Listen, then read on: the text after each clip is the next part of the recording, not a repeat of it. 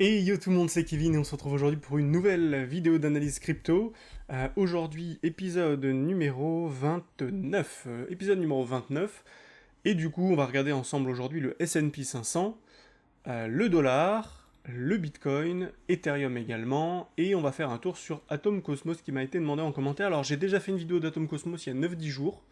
Donc si vous voulez la revoir, vous allez juste sur la chaîne et vous cherchez Atom et vous tomberez sur la vidéo ici. Un piège en cours, Atom et NIR pour un x10 en 2024, analyse Bitcoin, nanana, voilà.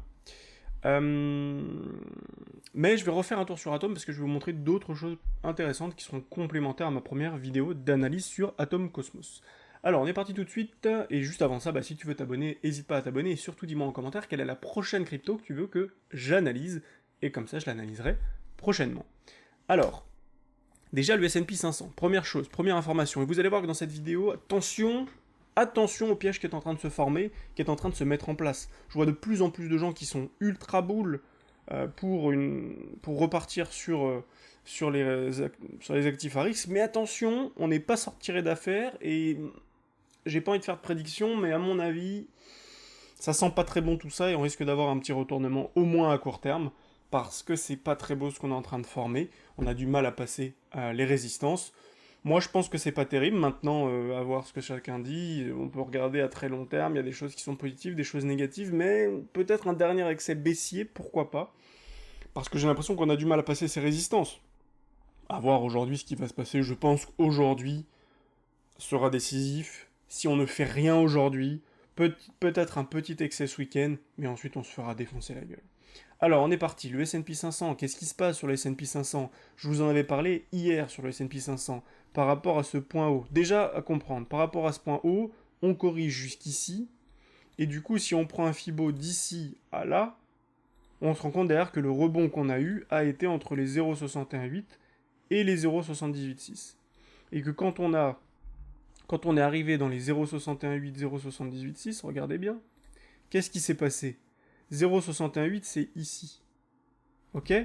Donc quand on est arrivé ici, on a cassé les 0,68. Bougie verte encore, et derrière, rouge, rouge, rouge, et là on a tout cassé à la baisse, avec aucune bougie de retournement, etc. Euh, donc là on a tout cassé à la baisse. Et bien là c'est la même chose qu'on voit en fait. J'ai pris un Fibo, je l'ai tracé de tout en haut à tout en bas, ce qui nous donne des 0,68 entre ce point et ce point. Et sauf qu'ici, qu'est-ce qui s'est passé? On a fait un excès dans les 0,68 et bougie rouge. À la première bougie rouge en daily entre les 0,68 et les 0,786, il faut se dire, attends, là il y a quelque chose qui va pas, donc je zoome et je regarde ce qui se passe. Et quand je dis je zoome, c'est pas concrètement je zoome, mais c'est globalement, ok, attention, ici on a quelque chose de rouge, ce qui veut dire derrière quoi? Ce qui veut dire que si on a ici euh, ça, c'est ok. Par contre, si on clôture en dessous de cette bougie, là ce sera très bear. Ce sera très très bear. Ça voudra dire qu'on a rebondi, juste qu'il y a été un rebond ici technique, avec un sorte de canal ascendant, ici. Rebond technique jusqu'au 0,68, 0,786, et les gens qui ont vendu là, les gens qui ont vendu là, revendent encore massivement ici, reshortent le marché, pour juste faire quelque chose globalement comme ça. Former un M, et ici, repartir, soit pour revenir tester ici, soit pour aller plus bas, et poser un bottom plus bas. Donc, attention sur les S&P. Deuxième chose, le dollar. Le dollar, attention, qu'est-ce qui s'est passé sur le dollar? Sur le dollar, on peut voir plusieurs choses. Déjà, on peut voir qu'on avait ici, euh, qu'est-ce qu'on a pu voir? Tac, tac, tac. Donc, qu'est-ce qu'on peut voir? On peut voir qu'ici, on a une divergence. Le cours baisse, le MACD remonte. Mais attention, c'est en train d'être accéléré ici. Donc, si on a encore du rouge, ça pourrait annuler la divergence. Mais on a une divergence potentielle ici, qui pourrait nous dire qu'effectivement, on a eu ici ces derniers excès avec des mèches pour venir choper toute la liquidité en dessous de ce point ici. C'est-à-dire que là, beaucoup de gens ont vu ça, ont vu ça, ont vu ça. Euh, sur les cryptos, ça commençait à être bien Donc peut-être que les gens se sont dit qu'ils allaient shorter, ou qu'en tout cas qu'ils allaient pas long. Pour les quelques-uns qui ont commencé à long, on est sorti, on est venu ici pour chasser tous les longs, parce que les longs, ils se sont dit quoi ici, ceux qui ont ouvert des longs sur cette grosse bougie? Ils se sont dit, si on retourne en dessous de ce point, je sors. Donc on a fait ça, on a fait semblant de repartir, finalement, grosse mèche en dessous, pour dégager tous les gens qui sont là. Et finalement, on clôture parfaitement. On clôture parfaitement par rapport à cette grosse bougie et cette mèche. Vous pouvez le voir ici.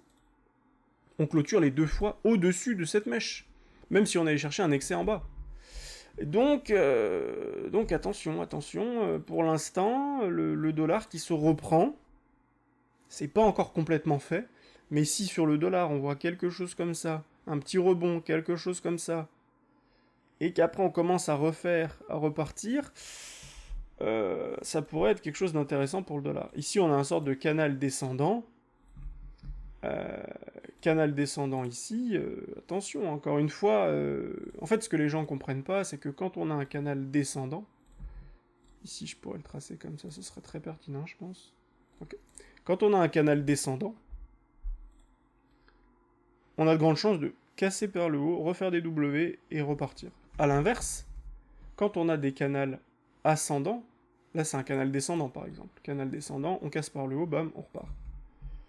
Mais par exemple, quand on a un canal qui est montant, qui est ascendant, un canal comme ceci, on va souvent casser vers le bas, faire un M, paf, et derrière on part vers le bas.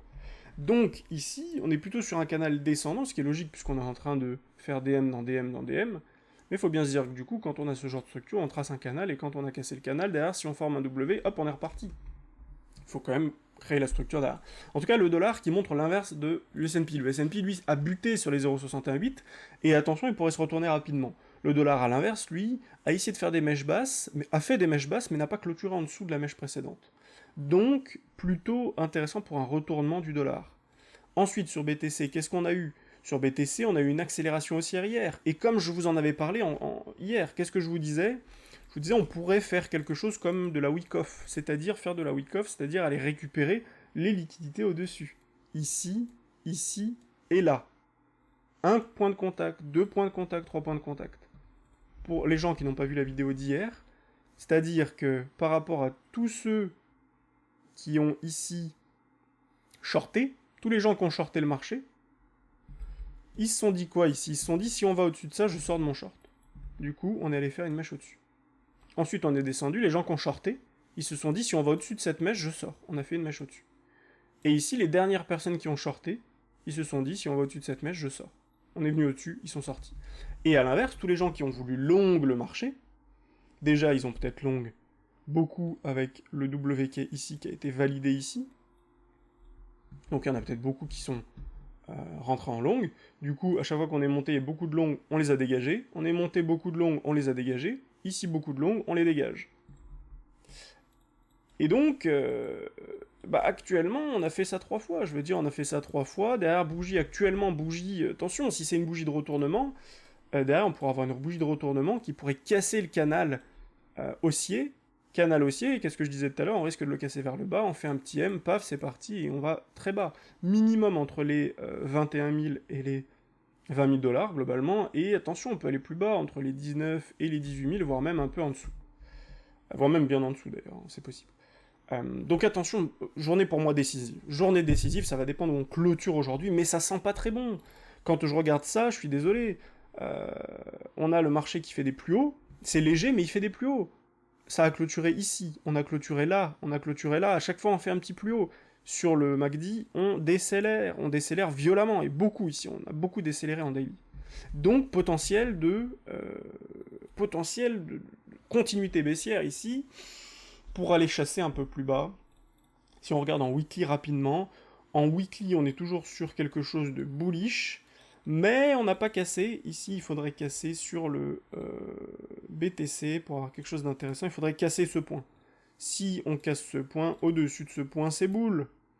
Au-dessus de ce point, c'est boule, avec une belle divergence potentielle ici sur le BTC en weekly, parce que le cours descendait, le MACD est remonté, mais c'est potentiel tant qu'on n'a pas dépassé ce point. Si on dépasse ce point, alors effectivement, ce sera très intéressant. Mais ici, on peut très bien faire une dernière attaque baissière, comme ceci, avec quelque chose comme ça. Ça, c'est possible, avec une triple divergence cachée, triple divergence potentielle. Derrière, on remonte, et là, on casse cette fois-ci ce point et ce point vert. Et donc, là, on pourrait repartir correctement. Mais c'est pas parce qu'on a une divergence ici potentielle qui n'est pas encore validée que c'est reparti. Non, il faut être patient. Attention, ici, en weekly d'ailleurs, on a cross bearish. On a cross bearish ici, ça n'a pas été fait depuis un moment. Hein. Cross bearish, le dernier cross bearish qui s'est fait. On peut même pas le voir. J'ai même pas tout ce qu'il faut ici. Je vais regarder sur autre chose. BTC USD, on va aller sur Binance, cross bearish. Tac, tac, tac. Je l'ai pas ici. J'ai pas. Peut-être ici. Voilà, ici je l'ai. Ici cross bearish. Finalement on recross vite pour le coup, donc ça va, c'était pas horrible. On a juste temporisé en fait au final. Et avant ça, là ici on l'a vu. Cross bearish, on était en train d'essayer de poser un W ici. On a fait semblant de repartir et derrière, grosse mèche pour dégager tout le monde. Donc ça, c'est ce qui pourrait nous attendre. On a cross bearish, on descend un petit peu, on fait semblant à tout le monde que c'est reparti, puis finalement on repart. On passe bien en dessous. Donc voilà ce que je voulais présenter sur BTC. Attention dans les prochains jours, prochaines heures. Et Ethereum. Alors Ethereum, attention également, pourquoi Ethereum par rapport à l'ancien point. Alors je vais le refaire encore une fois, pour que tout le monde comprenne bien. On prend son FIB, on le met au-dessus, sur la mèche la plus élevée. Et je viens sur le point bas ici, qui a été fait à ce moment-là. Qu'est-ce qui s'est passé? On est venu sur les 0,50, qui n'est pas un chiffre Fibo, mais qui est un calcul de moitié, c'est-à-dire un retracement de moitié, en moitié moins de temps. Bon là ça n'a pas été le cas je pense, mais retracement de moitié, 0,5, paf, et derrière on repart.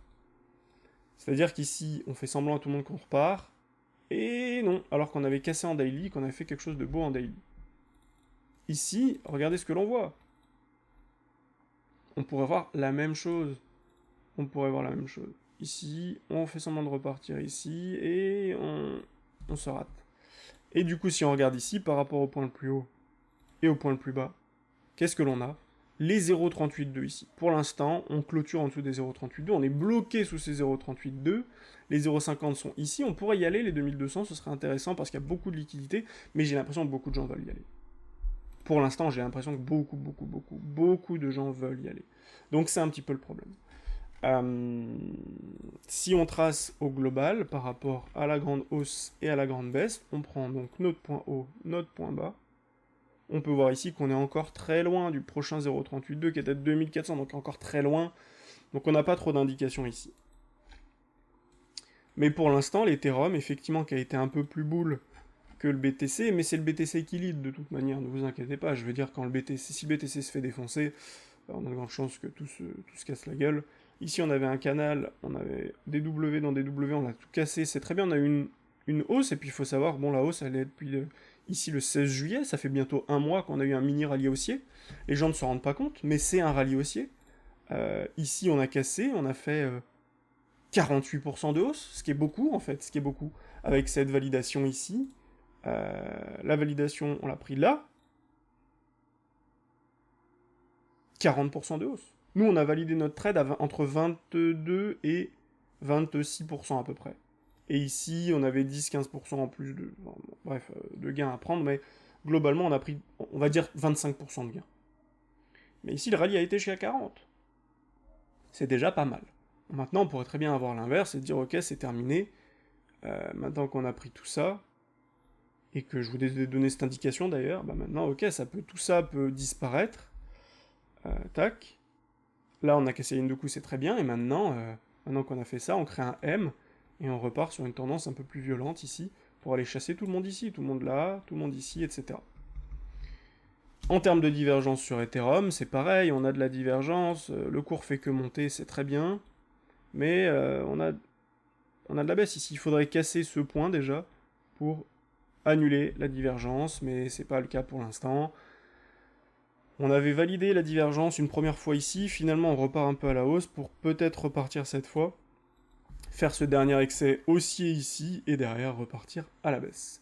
Si on regarde en weekly, par contre, ce qui est différent sur ETH, c'est qu'on a validé ici la divergence qu'on avait potentielle, c'est-à-dire que le cours ici est baissé, le MACD monté, et il fallait clôturer au-dessus de ce point vert. Au-dessus de ce point vert, on a clôturé au-dessus de ce point vert, du coup derrière, accélération haussière pour l'Ethereum, qui aurait pu même accélérer un peu plus vers les 2200 pour aller toucher toutes ces mèches ici. Donc voilà pour ETH. Et enfin, Atom Cosmos qui m'a été demandé, je voulais vous montrer du coup quelque chose. Ça, tout ce travail, je l'ai fait sur Cosmos et Atom. N'oubliez pas que sur Atom Cosmos, et c'est important de regarder ça sur toutes les cryptos, sur Atom Cosmos, on n'a pas de max supply, c'est-à-dire qu'ils peuvent créer des tokens autant qu'ils veulent. Je crois que c'est l'année dernière ou en 2020, ça a causé 7% d'inflation sur le token. Entre 7 et 20% d'inflation, ce qui est beaucoup. Ce qui veut dire que du coup, si vous avez les cryptos qui font plus de 40% en un an, bah, le Atom peut faire moins, peut faire plus 15, plus 20%, plus 30%. Donc ce qui est moins intéressant. Maintenant, chartistement parlant, ce qu'on voit c'est positif, mais je voulais vous montrer quelque chose. Ça, ce que je vous présente ici, en jaune, c'est Ethereum. C'est Ethereum 2016-2018. Globalement, j'ai pris tout ça. Pour vous montrer comment s'est comporté Ethereum. On a eu une grande montée, on a corrigé violemment, une deuxième montée, enfin là on a eu le climax, ensuite on a corrigé une première fois, on est remonté, corrigé une deuxième fois, on est remonté, et derrière on a essayé de faire quelque chose mais on est allé plus bas. Donc on a fait une hausse, grosse correction, une... Bah je vais vous le montrer ici en fait directement. On l'a ici directement. En fait c'est comme si ça c'était là, et ça c'est là en fait, puisqu'on n'a pas forcément la même durée entre les deux, mais... Donc en gros, on a eu une grosse hausse, une grosse baisse. Ici, on a une grosse hausse, une grosse baisse. Ensuite, qu'est-ce qu'on a? On a une énorme hausse, donc le climax, une baisse. Énorme hausse, une baisse. Une hausse, une grosse baisse. Ici, une grosse hausse, une grosse baisse. Et enfin, quand on a rebondi ici, on refait un point bas, on rebondit et un autre point bas. Ici, on refait un point haut. Ah non, donc ici, on fait un point bas, un point haut, on redescend bien bas. Et ici, on pourrait être là. Donc, par rapport à cette grande hausse, on a corrigé globalement en 2 fois ici. Ici, pareil, on a corrigé en 2 fois. Et derrière, on pose ici un bas. On pose un bottom là, on pose un bottom ici. Donc là, ici, on pourrait voir la même chose. On pourrait voir la même chose ici et là. Tac, tac. Je sais pas si vous le voyez bien. Voilà, ici. Le point bas qui est là sur le atome. Ok. Et derrière, ici, on rebondit. Ici, on rebondit. Donc tout le monde pense que c'est reparti, ça y est. Finalement, on corrige, on fait DM, on corrige, on corrige. On vient dans cette zone ici. On la casse par le bas. On pourrait ici casser vers le bas pour refaire un plus bas et pour dire à tout le monde dégagez, ça ne sert plus à rien, c'est de la merde. Comme on l'a fait ici. On continue de baisser lentement, lentement, on baisse. Et ici, on commence à avoir un changement de direction. Avec peut-être un dernier excès ici en mèche. Et là, on est reparti. Et on pourrait avoir quelque chose comme ça. Et là, repartir. Donc voilà la similitude que je voulais vous montrer, mais en tout cas, moi je trouve que c'est très intéressant de faire ce travail parce que ça permet de montrer à beaucoup de personnes qu'on n'a pas forcément fini et que quand on voit ça, le marché a depuis 2019 temporisé pour faire une hausse, première baisse, énorme hausse et faire notre rallye haussier, et que là, on a juste touché ça. Si on regarde en daily, ici on a juste fait un petit point bas, qui est bien bas, je sais. Mais derrière, on rebondit, c'est très bien, mais c'est qu'un rebond technique. Ici, on ne voit rien d'autre qu'un rebond technique, avec un genre de canal ascendant. Là, ici, c'est ce qu'on voit. On voit un canal ascendant, qu'on pourrait ensuite faire comme ceci. On peut continuer de monter un peu, casser par le bas, et ici, refaire des plus bas, tout doucement, pour revenir par ici, et ensuite faire quelque chose comme ça. Et ça correspond bien, derrière, encore une fois, si on fait ce genre de... ce pattern, à... tac, tac, tac, il est où? Ici. Globalement, on doit être par ici, avril 2024, halving du BTC, pour repartir enfin vers le haut. Donc voilà ce que je vais vous présenter sur Atom Cosmos. Maintenant, à très court terme, ça fait pas trop de sens de regarder Atom. Alors maintenant, on peut quand même le faire. Ici, qu'est-ce que l'on voit, Atome? Encore une fois, ici, on a des mèches. On a fait une grosse bougie, on est venu chasser des liquidités, on est revenu au-dessus. Finalement, on est venu une dernière fois au-dessus pour chasser les liquidités au-dessus de ces mèches, mais on a clôturé en dessous. Et donc ici, pour l'instant, on est bloqué dans ce range entre, globalement, dans cette grosse bougie, en fait. Là, maintenant, on est bloqué dans cette grosse bougie. On est même bloqué dans celle-ci, en fait. On est bloqué dans celle-ci, entre ce point et ce point. Si on clôture en dessous, c'est bear. Si on clôture au-dessus, c'est boule. Et ici, qu'est-ce que l'on a? Pareil, en fait, on a full divergence. Ici, le cours fait que monter, le MACD fait que décélérer, et c'est normal au bout d'un moment. Ici, on a peut-être une annulation. Ici, on n'a pas de divergence entre les deux. Mais globalement, on a une divergence. Donc, on pourrait se retourner ici. En weekly, qu'est-ce que l'on a? En weekly, on n'a pas fait de divergence. Ici, on a fait un gros point bas sur le atome. Ici et là. Donc là, pas de divergence en weekly. Donc moins boule. Le atome pas très très boule à court terme. Donc je pense qu'on peut juste temporiser. Maintenant, on peut faire un rebond. C'est sûr qu'on peut faire un rebond. Il y a de la place pour faire un gros rebond. Mais bon, c'est pour moi qu'il y a un rebond. Il faudra pas s'affoler. Je veux dire, même si on retourne vers les 21 $, ce qui fera encore un x2, on pourrait très bien faire ça. Ici, faire un M. Et derrière, refaire quelque chose comme ça. Revenir poser un bottom plus bas. Et derrière, faire quelque chose comme ça pour préparer avril 2024, ici. Donc voilà, j'espère que cette vidéo vous a plu. Si c'est le cas, n'hésite pas à t'abonner, à mettre un like et à me dire en commentaire quelle est la prochaine crypto que tu souhaites que j'analyse. Je suis en train de vous préparer des vidéos plus pédagogiques. Je vais vous en préparer de plus en plus. J'ai des sujets intéressants que vous m'avez proposés en commentaire. Si vous voulez me proposer quoi que ce soit, n'hésitez pas à le faire en commentaire. Et n'oubliez pas, si vous voulez prendre rendez-vous avec moi, vous avez le lien directement dans la description. Je vous souhaite une belle journée. Je vous dis à demain pour une prochaine vidéo. Ciao, ciao.